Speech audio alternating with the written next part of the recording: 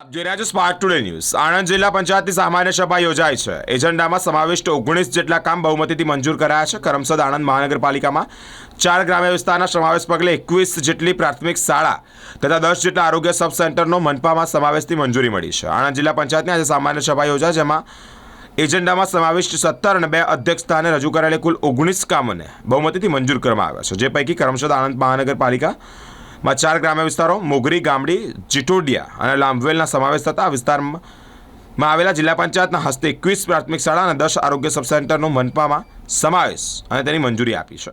આજે બોર્ડ મિટિંગમાં એક તો વિકાસના કામોની ચર્ચા કરી અને દરેક કામો પ્રગતિમાં થાય એ બાબતની ચર્ચા કરી। આ સિવાય તારાપુર નગરપાલિકાનો દરજ્જો મળતા ત્યાંના જે 3 તલાટી હતા એમને બીજે જ્યાં 10,000થી વધારે વસ્તી છે ત્યાં ટ્રાન્સફર કર્યા।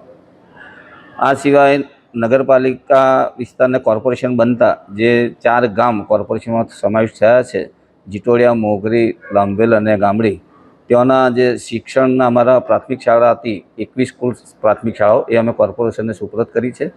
આ સિવાય અગાઉની બોર્ડમાં સરકાર તરફથી 70 નવીન ગ્રામ પંચાયતો મંજૂર થયેલી, જે વસ્તીના આધારે થયેલી, જ્યાં 5,000થી 10,000 વસ્તી છે એના 25 લાખ, જ્યાં 10,000 સુધીની વસ્તી છે ત્યાં 35 લાખ અને 10,000થી ઉપરની વસ્તીમાં 40 લાખ રૂપિયા સરકારે મંજૂર કરેલા। એવી બીજી નવી 41 ગ્રામ પંચાયતોને સૈદ્ધાંતિક મંજૂરી આપવામાં આવી। એટલે કે આ જિલ્લામાં કુલ 111 નવી ગ્રામ પંચાયતોના મકાન બનશે, જેનાથી લોકોની સારી સગવડ મળશે અને ગ્રામ પંચાયતને પણ એક સારું બેસવાની જગ્યા મળશે, તલાટી કમ મંત્રીની સારી બેસવાની જગ્યા મળશે અને દરેક કાર્ય સારી રીતે થઈ શકશે।